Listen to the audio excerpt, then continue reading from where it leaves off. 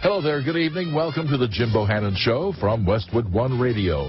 We're at 1-866-50-JIMBO, 1-866-505-4626. Online, find us at jimbotalk.net.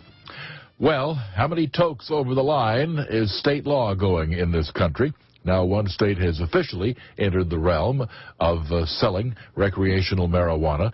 That's the state of Colorado, of course. Washington State will start in June, and there are predictions by some that Alaska, in a referendum in August, could become the third such state. In the meantime, Illinois has become the 20th state to make available medical marijuana. As for the Colorado situation, marijuana sales have brought pretty high demand there.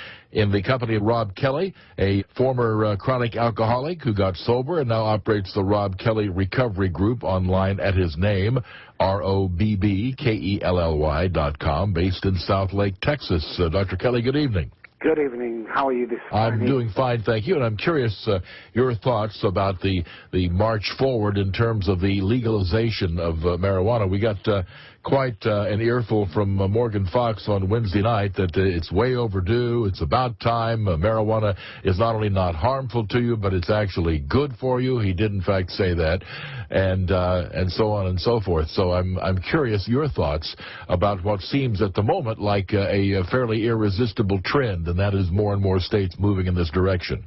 Yeah, I'm totally against it. I mean, I think we're opening the gateway. I think the floodgates are going to open. I think we're going to, what's going to follow is going to be terrible. We're going to see more abuse. I mean, I just don't know where to start. I'm totally against it. I just cannot believe that Colorado has gone out on a limb and the first state. I think Washington will be the second state, like you said before. But I think all eyes on Colorado for the time being, and buyer beware. If you want marijuana, and I confess that I'm trying to think, when the heck did I use marijuana? It must have been, I guess, in the 70s, something like that. It's been a long time. Past the statute of limitations, I'm quite sure, which came from a friend of mine. I probably used it, I don't know, 2 or 3 times. That was it. And frankly, I was not that impressed with it, I might add. But I would assume that if I suddenly decided right this minute that I wanted some marijuana here in the District of Columbia, my guess would be that I could probably inquire of friends of mine. I could probably score some of that stuff knowing nothing about where to go. I bet you I could do it in 24 hours. I mean, it's everywhere. It definitely is. There's nothing we can do about that, but as an illegal drug, the purchaser takes a choice whether to break the law or not at the moment, and I think that's a good choice. Yeah, and I agree. But my point, of course, is not recommending a course of action for my Friday evening. My point is simply that whether it's legal or not, the talk of widespread use, I mean, isn't that here regardless? I'm wondering the extent to which, for example, in Colorado, the extent to which you will see that much of an increase in marijuana usage compared with the way things were before this law took effect. I can see a couple of things happening here. I can see an increase because people who haven't tried it are now going to try it.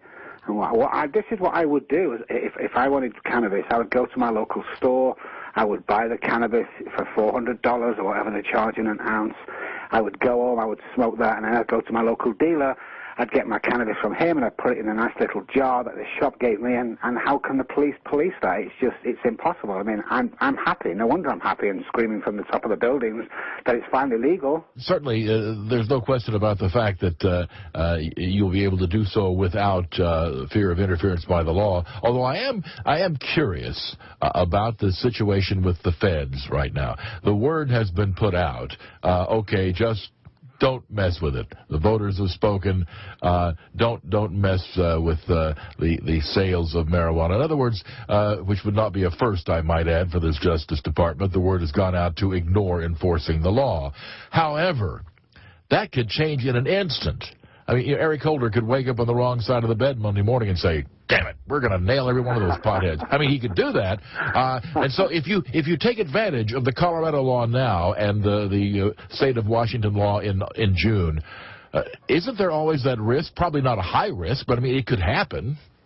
Of course it could definitely happen. I think there's a good chance of it happening, to be honest. You really think that the administration to put it bluntly, given the people who make up this administration, you really feel that there would be a massive revolt against the notion of people having a joint, really, in this administration? I think so. I really do. I mean, I think time will tell. I think a good 6 to 12 months will tell in Colorado, and the problems that's going to arise from that. I think there's going to be a definite turnaround, without a doubt. What are you expecting to see? You are predicting dire things. Now, the people who crafted this law, including our guest Morgan Fox, I'm not sure he had anything to do with the crafting of it. Perhaps the Marijuana Policy Project may have, but they have all kinds of restrictions. People under 21 can't have it. You can't take it out of state. And if you're an out-of-state purchaser, you can only buy 1/4 of the amount that Coloradans can buy, which is not that much. There are various limits on when it can be sold, where it can be sold. It would seem, from the standpoint of that point of view, which I admit is not mine, that they have anticipated most of the ways in which this could be abused. I think we should have learned from the prohibition laws many years ago. And I think if alcohol came out today, it would be banned, and look at the devastation that's caused. And I think marijuana is exactly on the same level as alcohol. It causes so much damage. The over 21's a great idea, but as we know, as with teens and alcohol, it's going to be passed down to minors. We know that it's going to happen. Taking it out of state, I don't think that's going to bother anybody taking it out of state. I really don't. I just think it's going to be abused. I think first-time users are going to be high.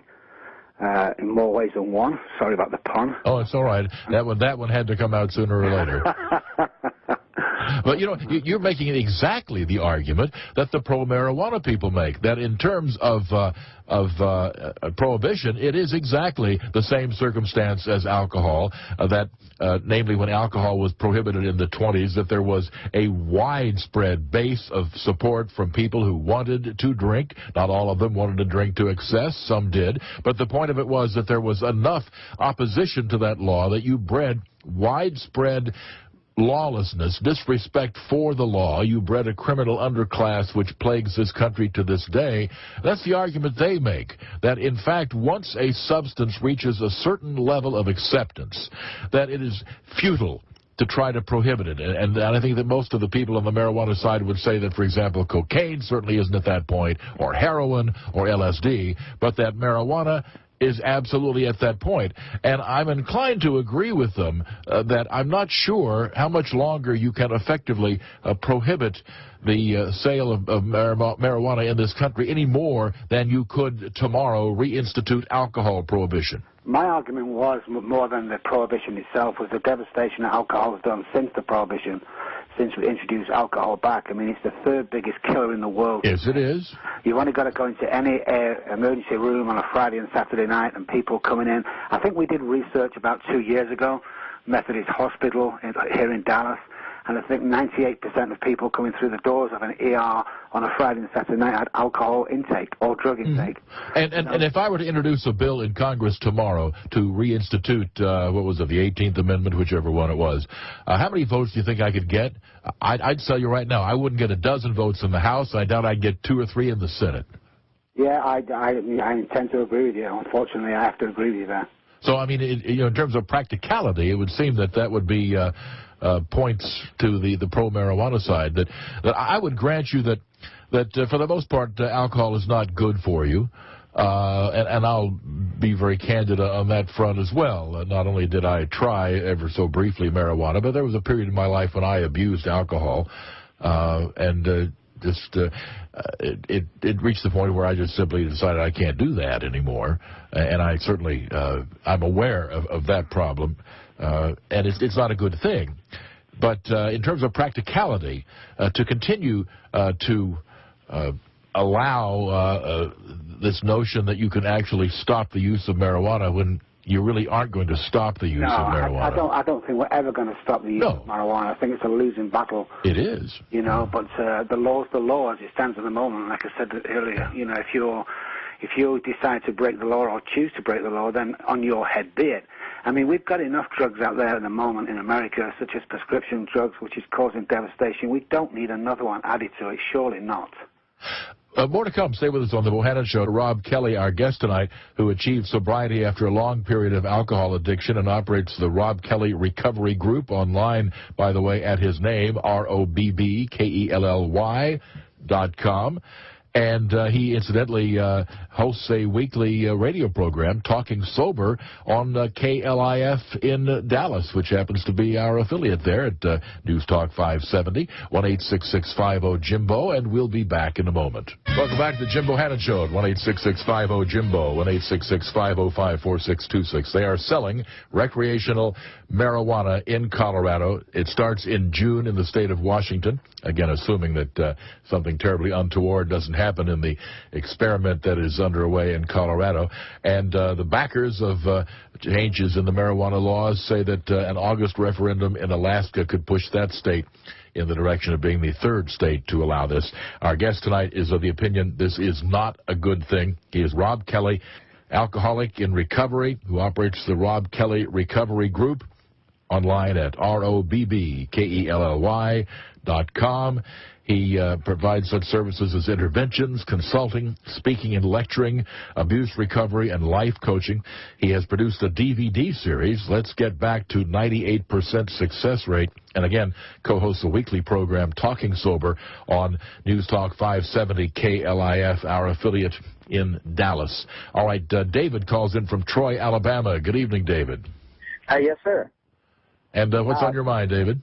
Well, I mean, I'm kind of happy. I wished all these drugs were legal because the decent people out there that need jobs, they'll be more available because people won't be able to control themselves. They'll fail urinalysis, come to work high, drunk, out of their minds on these drugs. And well, there's a specific provision in the Colorado law, David, which says that employers are allowed to test for marijuana usage.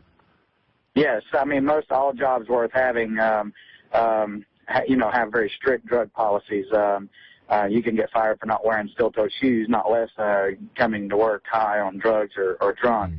So those people who need those jobs, they should be more abundant since the potheads and the drug users will have more access. I'm all for it. I just hope people don't get killed in the meantime until they get caught. Well, that's an interesting line of reasoning. All right, Kelly, your response. I just think when you just said that, as people getting killed, I think that's the only downside to this completely, is that people are going to try it for the first time. There's going to be an epidemic on the way, and not just the old potheads are going to be suffering here. It's going to be our teens that's going to be suffering. It's going to be the workplace, like you mentioned before, is going to be suffering. It's going to be schoolwork that's going to be suffering. The family life is going to suffer. I mean, it goes on and on and on. But the issue, of course, really, and thank you for your call, David, the issue really goes beyond whether those things will happen, since I am sure they're happening now. It would seem to me the main argument from your perspective would be the extent to which that will increase. Exactly, and I think it will increase infinitum once we get started over a period of time. Yeah, like I said, we can't stop it, but we can certainly control it, and we can manage it, and we can make it illegal. I think once we make it legal, we're just treading on dodgy ground. We really are. All right, let's take a call from Mark in Ocean City, New Jersey, on the Jim Bohannon Show with Robb Kelly. Hi, Mark. Yeah, how you doing? Well, sir. I don't know. I don't think. I think people that smoke pot are going to smoke pot regardless. I don't think they need it to be legalized for them to smoke it. You know, I don't think it's going to create lots of users if they legalize it. Like I said, people who smoke are already smoking, and they know where to get it, and they're just going to keep smoking. I would just preface Kelly's response by saying this, that I think there probably is a middle group. I'm sure that if you're hardcore dedicated to that end, yeah, absolutely, toke away, and if you get caught, you get caught. I suspect there are people with that attitude, and there are certainly other people who would never use it ever. But there are probably people in the middle who might be inclined to experiment, but they don't want to get busted, who will now try it. My guess would be there is a middle category that will, in fact, be just what Mark says won't happen, and that is, now that it's legal, why not try it? Kelly? That's exactly right, Jim. What you just said, there's going to be that middle group that are going to try it, and that is our worry. I mean, being in the industry now for 30 years, seeing the devastation that hardcore drugs cause, such as heroin, black tar heroin, and the likes. One question we asked when they come through our treatment center, and that was, what's the first drug you tried? What was your gateway drug? What was your starter drug? Every single one says marijuana. The proof is in the pudding here that it leads. Even people who abuse alcohol say that marijuana was their gateway drug? No, people who are on hardcore drugs, such as heroin, yeah. You're saying, because that was a specific point brought up by Morgan Fox on Wednesday night. He said that there is no evidence to indicate that marijuana is a gateway drug to anything. You're saying, to the contrary, at the Robb Kelly Recovery Group, that everybody who was there on cocaine, on heroin, on LSD, on meth, or whatever, they all said that marijuana was their gateway drug? Every single person that we've had through, and this is... How many, just as a matter of curiosity, how many people would that be roughly? Would that be in the dozens or the hundreds or... 5,892 to be exact. Wow, and every last one of them, 5,982 people on other drugs, all started with marijuana. I would say 2,500 did, the rest were alcohol abuse, but the people that come in for hardcore drug abuse, the gateway drug was marijuana. That's one of the first questions I asked. I've been intrigued with this subject for the past 20 years. I wanted to get to the bottom of it. Didn't know which side to go on. Should we legalize it? Should we not legalize it? And after research and studying, I've stood on the fence for long enough and decided to jump off and say, no, we can't do this, guys, after the devastation and the torture that I've seen over the years. All right, more to come. 1-866-50-JIMBO, 1-866-505-4626 on the Bohannon Show with Robb Kelly of the Robb Kelly Recovery Group, online at ROBBKELLY.com. We're at 1-866-50-JIMBO. We'll be back. Well, we certainly are moving in that direction, are we not? 1-866-50-JIMBO. We've had a couple of shows this week on the topic, starting on Wednesday with Morgan Fox, spokesman for the Marijuana Policy Project, who says this is the greatest thing since sliced bread. Presumably with all kinds of munchies attached there, too. And our guest in this portion of the program, Robb Kelly, an alcoholic who has recovered, achieved sobriety, and now operates the Robb Kelly Recovery Group based in the Dallas area. In fact, he is heard on the weekends on our affiliate News Talk 570 KLIF on the program Talking Sober. Michael in, is it Bear, Vermont? I keep forgetting. Barry, Vermont. All right. Thank you very much. Good evening, Michael. Thank you, Mr. Bohannon. Yes, thank you. I've been listening to you since you were used to cover for Larry on the radio. Ah, yes, the days when I filled in for Larry King. Quite correct. My question was, I have a problem with marijuana being measurable, the amount that can be taken in, so we can measure alcohol, know what we're drinking, and also the ancillary smoke problems, other people around marijuana legally being smoked, where it would be legally being smoked, and how law enforcement will be able to measure it, but will people who imbibe in it be able to measure what they are taking in and what's legal and all of that? It seems like the culture won't be able to absorb the legality of this very easily. That's a great point. Absolutely great point. Okay. I love that. Absolutely. Yeah, of course. You know, the police, when they stop you driving the car, if you're over the limit on the alcohol, the back system will tell you that you're over the limit and you get arrested. How are we going to do that with marijuana? Because it stays in your system for up to 2 weeks. So, you know, we're not going to be able to test that. And secondhand smoke, guys, come on. We've been trying to ban smoking for the last 10 to 12 years. We've just about got where smoking is not prohibited in public places, and now we want to sell marijuana? I don't get it. We're taking a step backwards. We surely although I would note, as regards marijuana, it's one thing, of course, cigarette smoke, of course, can be inhaled any way you choose to. I've known smokers who barely inhaled at all, and other smokers who took in long, giant sucking drags.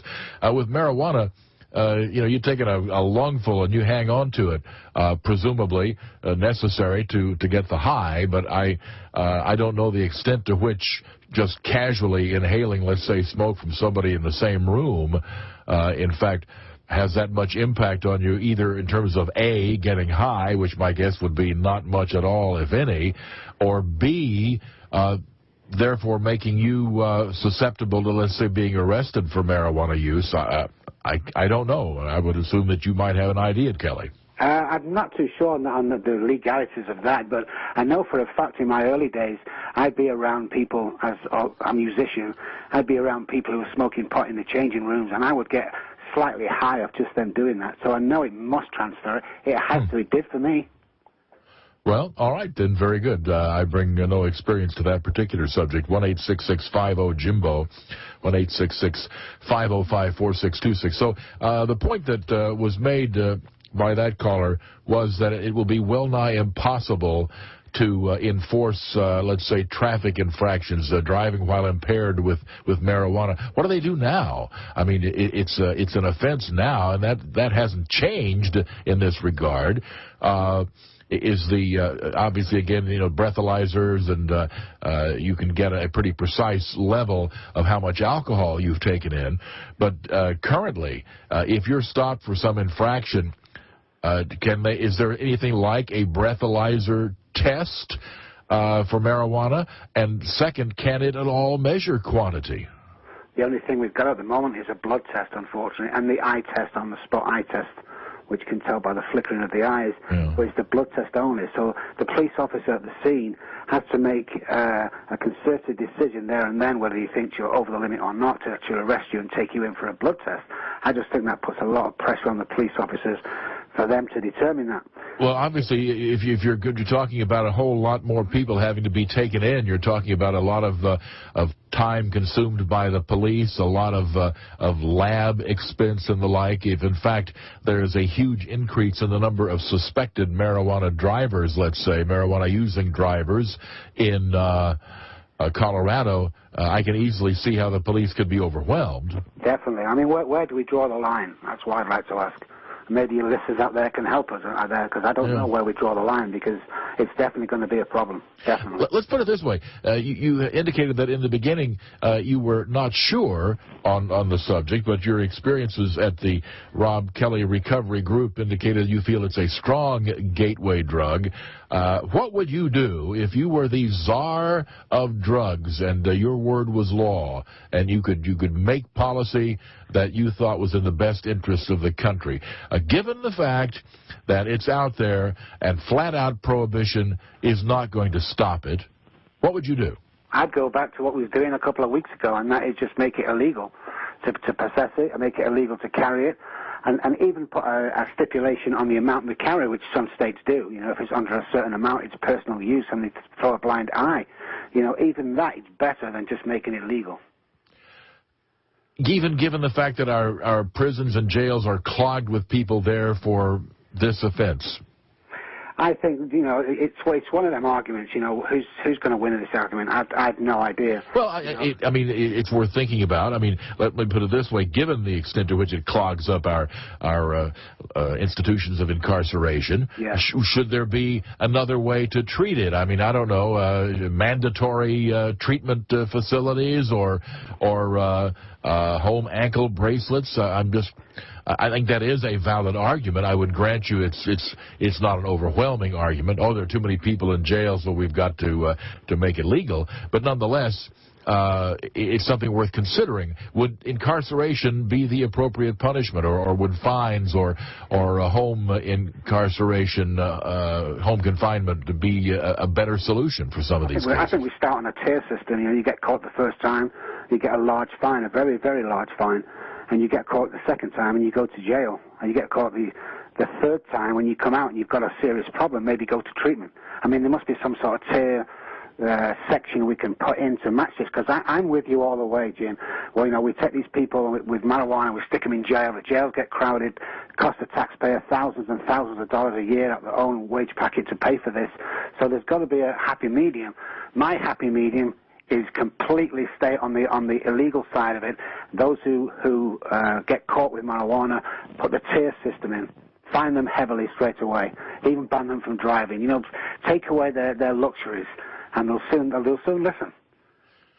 More to come. Stay with us. 1-866-50-JIMBO. Robb Kelly of the Robb Kelly Recovery Group. 1-866-50-JIMBO is our number. Where do you come down on the great pot debate? Back in a moment. Good to have you with us on the Jim Bohannon Show. Our guest is Robb Kelly of the Robb Kelly Recovery Group. He is opposed to the trend toward legalization of recreational marijuana. Here's Richard in Marseilles, Illinois, a state which has just gone the route of becoming the 20th state to allow medical marijuana. Good evening, Richard. Good evening, Jim. Hey, it's my understanding when we took drug tests at work that they would take a urine and do a urinalysis. In some of the places, they would take and put it on a scope, and they could determine immediately whether you had THC in your system or not. I don't know about this blood test thing, and it's supposed to, in your fat glands and that is where it communicates at. Yeah, Richard, that's my mistake. I meant blood and urine. That's my mistake. There is a urine test, of course there is. Okay. Either way, since I doubt that your average police officer on the scene is going to either collect and test urine samples or blood samples, in either case, you're probably talking about taking the suspect into the station, right? That's exactly what you have to do. Which therefore means that cop's out of service for however the heck long it takes. Again, if there's a large increase, certainly you would see, either a cutback on the available facilities for law enforcement or a need to vastly increase the amount of tax dollars spent on cops. Joe in Lincoln, Nebraska, good evening. Hey, how you doing? Fine, thank you. Hey, I just had a concept, if it was not totally legal to where you could just go up to a store and buy it, or if everybody could actually just grow one plant and produce whatever that plant produced, and that would be it, rather than making it easier for just every, teenage kid or whatever just to walk up there, pay somebody like they do for beer, to buy them pot. If everyone could go in their house, one plant per household, I think, But how would you ever enforce that one plant per household? I mean, there are a lot of households out there, Joe, right off the bat. I mean, you would never be able to enforce that. True. Yeah, well, that's an issue. Thoughts, Kelly? I think it's a great point. I must admit that, but I'm on the side with you, Jim. It can't be policed, completely can't be policed. Yeah, that would be a little tough, I think, to do there, Joe. All right, Mike in Waukegan, Illinois, on the Jim Bohannon Show with Robb Kelly. Yeah, how you doing, Jimbo? Fine. I missed the first about quarter hour of your show because it was preempted. Well, that's okay. The quiz basketball isn't until game, 5 minutes from now, so. Yeah. Here's the thing. I've been smoking weed since about the mid 1960s. Recreationally, I am assuming. Sure. Okay. And I haven't had a moving violation since the early 70s. Do you tend to smoke before driving? And I mean, I drive high. You drive high. I have since I started smoking. Like I said, You would concede, would you not, Mike, that that's not a very smart thing to do, even if you are completely in favor of legalization? Well, here's the thing, Jimbo. If if you drive all the time since the early 70s, I haven't had a moving violation. Well, that's good to know. I would have to think that puts you into the category of lucky, Mike. Well, I don't know. I mean, would you think that's luck if I've driven all this time and I don't tailgate anyone? I drive the speed limit. I'm courteous. Well, I'm glad to hear that, but nonetheless, you are driving impaired. I'll defer to Dr. Kelly. Yeah, Mike, can I ask you a question? What would happen if you had an accident and killed 3 people, let's say, and you was high? I mean, how would you feel if that happened? I mean, obviously your driving is impaired. You're driving high. You've been lucky not to have got caught by now. But God forbid you had an accident and killed anybody. Surely that would be in your conscience for being high. Could I ask you a question? Yes, sir. Just the other day, I heard, this is the 3rd time I've heard this, a drunk driver drove into a house and killed somebody while they were sleeping in We their all bed. agree that drunk driving is not a good idea, Mike. It has nothing to do with the question posed to you. Well, the question... As if those are the only choices, high on this or high on that. There are other choices, Mike. I'm not... I know... Well, we're not going to spend all day on this. Suffice it to say, let's just have you answer the doctor's question and then we'll move on. How would you feel if, in fact, you did kill somebody while you were driving impaired? I would feel just as bad as if I were straight and I did it. I would dare say you would, although the odds of it happening certainly have gone up. And seriously, Mike, you ought to really think about that. Jeff in Lake of the Ozarks, Missouri. Hello. Hey, welcome to KRMS country. Oh, absolutely. Great station, AM 1150. Know it well. Yes. One thing I've worked with people going through rehab, and I've been through it myself. And one thing I know about these urine tests and these face tests is that the fat content of a person will determine how long this stays in their system. So are you saying what? Are you saying obese people tend to retain the THC longer? Is that the? Yeah. The fat content of people will affect the, like if you're taking, I don't only know about urine tests. I don't know about blood tests or these new tests they have out. All right. Well, let's ask our guest. To what extent does your weight level tend to affect your retention of the active ingredient in marijuana? You know, I don't really want to answer that because I'm not 100% sure on the correct answer. Okay. So my apologies for that. Not a problem. Not a problem. Anything else, Jeff? Yes. Okay, go ahead. What would that be? Well, I was saying that it is, some people who have a high metabolism will process within 2 weeks a positive or a negative urine test. And within 45 days for somebody who is heavier set and has more fat content. And that is a fact with the urine test. Now, I'm not sure about blood tests or the new tests they're given on the roadside, but it does have an effect on a person's fat cells. All right, interesting thought. As we go to the break, I have to ask you, Dr. Kelly, from what I'm hearing tonight from callers and from you, I think what I'm hearing is this, that if you smoke marijuana as little as a joint a week, that you are effectively always going to test positive? Yes. Depending on what test they do, but yes, marijuana tracer will still be in your system. It's like if you go for a job interview. If you've taken marijuana in the past 2 or 3 months, they can tell. All right, more to come. Back in a moment. Good to have you with us on the Jim Bohannon Show. Dr. Robb Kelly is our guest. He runs the Robb Kelly Recovery Group based in suburban Dallas, online at ROBBKELLY.com. Savannah calls in from Memphis. Good evening, Savannah. Hi, how are y'all? We're well. Very good, thank you. This is a sore spot with me because this is a lot more than upping the stocks or the production of snack foods in America so people can get mellow and have the munchies. Where was Mike? Where did Mike live? What state was he in? You know, I honestly don't recall where Mike was from. Waukegan, Illinois, north suburbs of Chicago, far north suburbs. You know, I'm sure the doctor will agree with me. Depending on what you're consuming as a drug, cocaine, heroin, marijuana, they get cut. And it depends on the level of the drug, how pure it is. And there's some marijuana that's, you know, it'll put you into a nice mellow mood, but it also slows down your reaction time. It'll stay with you longer.